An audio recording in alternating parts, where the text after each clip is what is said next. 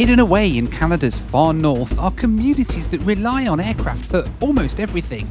Today, I've managed to get myself a seat on one of the rarest passenger aircraft still flying in the world, as it delivers food and supplies to a village in the middle of nowhere. Well, good morning from Edmonton in Canada, a place famous for a shopping mall with a submarine and apparently the world's largest cowboy boots. But even all that excitement can't keep me here, because today I'm taking a flight somewhere even more exciting, and to do that we've got to head inside and get checked in.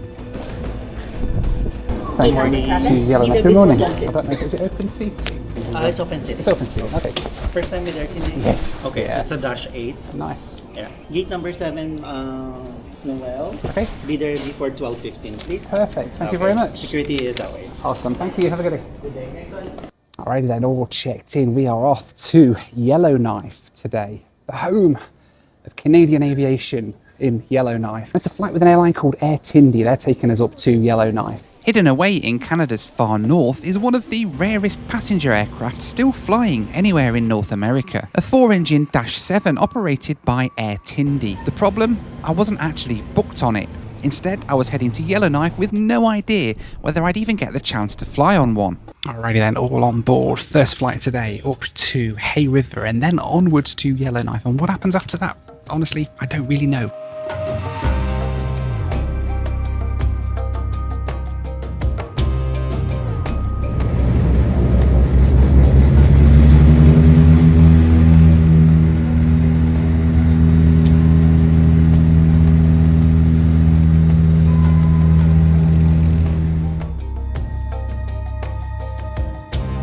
Yellowknife sits almost 1,000 miles north of Edmonton and serves as the gateway to Canada's Northwest Territories. Beyond the city lie hundreds of remote communities, many of which can only be reached by air for much of the year. And somewhere amongst those flights was the aircraft I'd come here hoping to find. But before we could reach Yellowknife, we'd first have to make a brief stop in one of those northern communities, Hay River. Home to around 3,500 people, Hay River sits on the southern shore of the Great Slave Lake and serves as an important transportation hub for Canada's north. But after a few minutes on the ground, we were back in the air, heading across the Great Slave Lake to Yellowknife.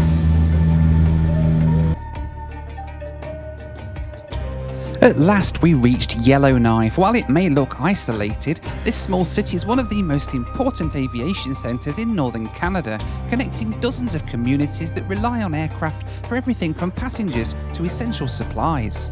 And it was here that I hoped to find one of the most unusual aircraft still flying passengers anywhere in the world.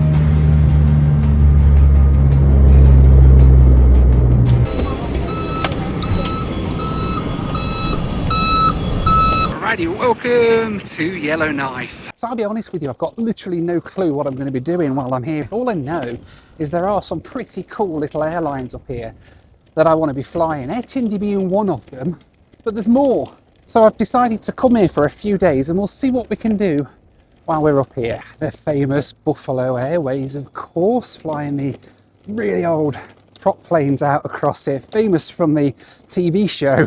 They're based here in Yellowknife. They've got a 737 over there too now, as well as many other cool little planes.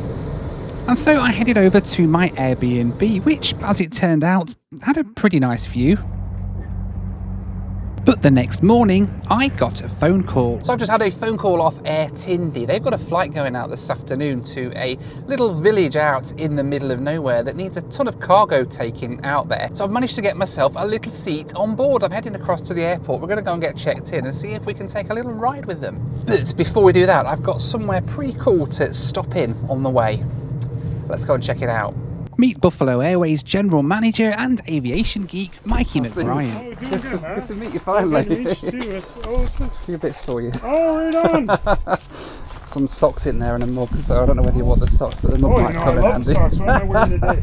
Well, I'm wearing Wayne Gretzky socks. Oh, well, today. nice. Buffalo Airways became famous through the TV series Ice Pilots NWT. Based here in Yellowknife, the airline still operates some of the oldest aircraft in commercial service anywhere in the world. Alrighty, so I've come to the home of aviation in Yellowknife, Buffalo, and Look who's here, Mr. Mikey McBrien himself from Buffalo Airways. How you doing? Hey guys, look, it's extremely nice. We've got the hangar doors open. It's not minus 40. Like, if you ever seen anything with Buffalo Airways, it's usually cold, but today is like we're Florida right now. But It's beautiful, isn't it? Yeah, I brought my hat and my gloves and everything. Why are and you then wearing a you've jacket, brought... though? I know, because I'm short sleeves. from Texas now, and I'm not used to this cold. Right behind us, this is the only cargo Lockheed Electra currently flying right now. We have 2 cargo Electras. This one, the other one's in check. So technically, this is the only serviceable cargo Electra in the world. Soon, the other one will be back. But yeah, if you notice, look, the #1 thing I get questioned on. Where is it? There. British. The Union Jack. Why is the Union Jack on this airplane? We have a tradition here at Buffalo. If an airplane has a nose art, we kind of leave it on. So this airplane came from Coventry, from Atlantic Airlines, with that nose art, and we kept it on. And I remember this plane. It used to, because where I'm from originally, it was just up the road from Coventry, and this thing flew into East Midlands like all the time. I've got pictures of it from the early 2000s, just sitting there, Air Atlantic colour scheme and everything. And yeah, and it's here now. It's like crazy. Oh yeah. So all airplanes will be green and in Yellowknife one day. Yeah. So if you see a brand new airplane, wait 30 years, and it'll end up here. These days, though, the Electra is no longer the newest member of the fleet, and Mikey's recently been doing a little bit of online shopping. Wow. This is one of the oldest 737-300s still flying, and it's still got the original analogue cockpit, which, for Mikey, made this an easy decision to buy. It wasn't flown as much as the other ones because of fleet commonality, and the reason why no one bought it or anything was because of that. And of course, everyone, like, literally the steam gauges were such a negative to everybody, but here, like, who can Electra, like, it doesn't matter really, right? Yeah. The reason why all the sister ships to this airplane were cut up is because they had EFIS and they got used to the 50,000 for the lap trends. Okay. Yeah. And then it's cheaper to buy another airplane than to do lap trends. Of course, there was one part of the aircraft Mikey was particularly keen to show me. Loo review. Loo review time. Oh wow, it's a bit cramped. So seating for 3. Seating for 3, that's nice. So you can have a spectator as well. That's amazing. Yeah, choice of toilet paper. Yeah, very nice. So that's good. So as you can see, we got our spare ladder and some chairs because on long hauls, you know, chairs are chairs. Yeah. So how's your dad taking to having the jets in the fleet then, Mikey? My father, he's, you know, the highest timed B-3 pilot in the world. He doesn't really notice the jets that much. We haven't told him too much, but he does notice the invoices, and he hates invoices. I'm sure my dad's like that as well. It's funny that, isn't it? He'll be watching this video too. He loves YouTube. That's awesome. There you go. So, hi, Joe. But as much as I'd have loved to have spent all day hanging around Buffalo, I had a Dash 7 to catch. Now, one thing that I've learned over the years is that some of the best experiences happen when the original plan falls apart. Coming into Yellowknife this week, I didn't honestly have much of a plan at all. I knew I wanted to get up here and explore Canada's north, but beyond that, I was pretty much making it up as I went along. And if you're anything like me, that uncertainty can be uncomfortable sometimes. I like having plans, I like knowing what's coming next, but life doesn't always work like that. Whether it's travel, work, family, or just day-to-day life, sometimes things change unexpectedly and you've got to adapt. And for me, personally, therapy's helped a lot with that. Having someone to talk things through with, helping organise your thoughts, giving you perspective when things feel uncertain or overwhelming. That's why I'm happy to have BetterHelp sponsoring this video. BetterHelp's entirely online, and after filling out a brief questionnaire, they'll match you with a licensed therapist. And if the first therapist isn't the right fit for you, well, you can switch anytime at no extra cost. You can get 10% off your first month at betterhelp.com/Noel or by clicking the link down in the description below. That's betterhelp.com/NOEL. Now, speaking of plans changing unexpectedly, we've got a Dash 7 to catch up to the middle of nowhere. Let's go and get checked in. Hi, how are you? Yeah, I'm off to, is it Gamity with you guys this afternoon on the Dash? When we're ready, you'll just have to give us one of these. Okay. And we take you out this way. This afternoon's destination was Gamety, a community of about 300 people located deep in Canada's Northwest Territories. With no permanent road connection for much of the year, communities like this rely heavily on aircraft to bring in everything from passengers to essential supplies. Today's flight would operate as a simple out and back from Yellowknife, carrying both passengers and a large shipment of cargo destined for the village store. Before too long, it was time to get on board. Air Tindy's Dash 7s are in a combi configuration. They've got a small passenger cabin at the back and the front half of the aircraft is all for cargo. With just a handful of passengers today, the plane was heavily loaded with supplies for the village store up in Gameti. As we fired up all 4 turboprop engines, the villagers wouldn't have to wait too long to get their supplies.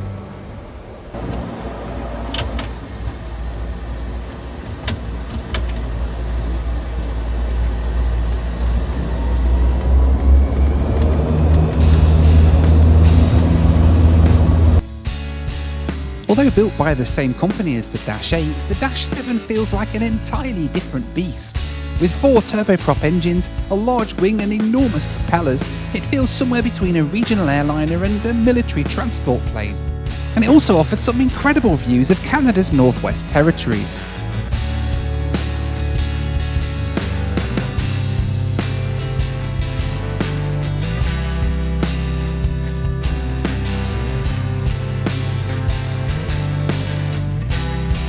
After around an hour in the air, we began our approach into Gameti.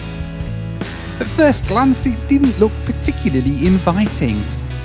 The runway at Gameti is just 3,000 feet long and covered entirely in gravel. But fortunately, this is exactly the sort of operation the Dash 7 was built for.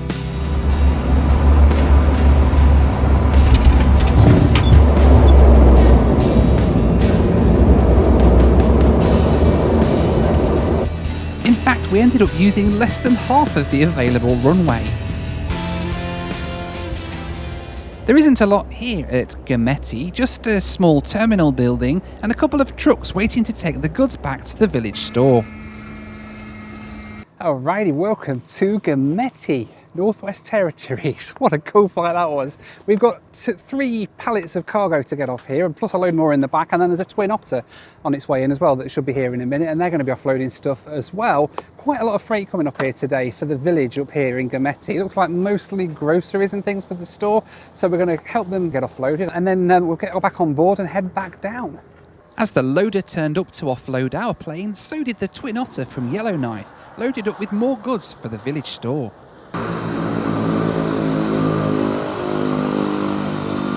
In these remote outposts, it really is all hands to the deck. The pilots double as cargo handlers to get the plane offloaded as quickly as possible, and even I got my hands dirty.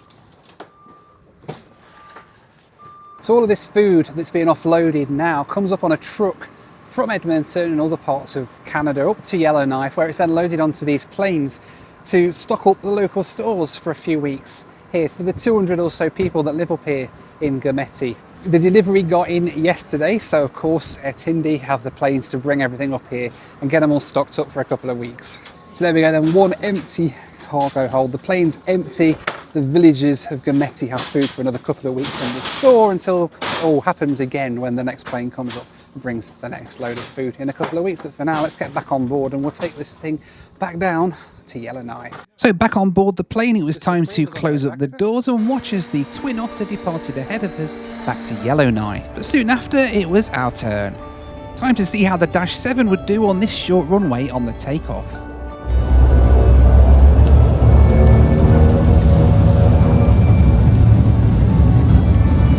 As it turned out, not bad at all. Once again, we used less than half the runway to take off for the flight back south. The Twin Otter had a head start, but unfortunately for them, we had twice as many engines, and fairly soon we were overtaking and getting back to Yellowknife ahead of them. When I first arrived in Yellowknife, I was excited to see some of the oldest aircraft still flying anywhere in Canada. From Buffalo's DC-3s and Electras to Air Tindy's Dash 7, these aircraft are fascinating simply because so few of them are left in service. But after spending a day here, it's clear they're more than just aviation curiosities. Whether it's an 80-year-old DC-3 or a 40-year-old Dash 7, these aircraft continue to play a vital role connecting communities across Canada's north. For many of us, flying is simply a way of getting from A to B. But here, it's so much more than that.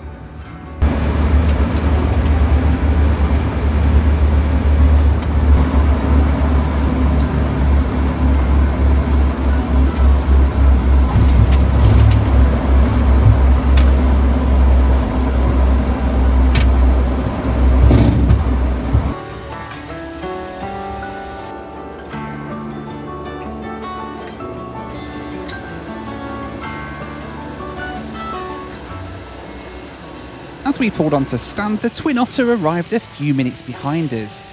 The Dash 7 may have had twice as many engines, but the Twin Otter still had one trick up its sleeve, namely reverse gear.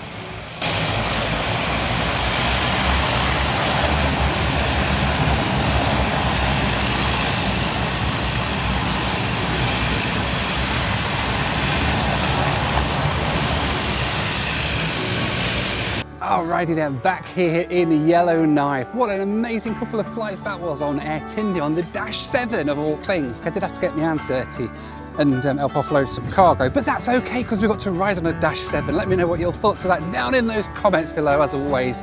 I'm off back to get some rest, and then tomorrow we're off on another great adventure that you'll see next week. But in the meantime, thanks so much for watching. As always, take care and I'll see you on the next one. Bye for now.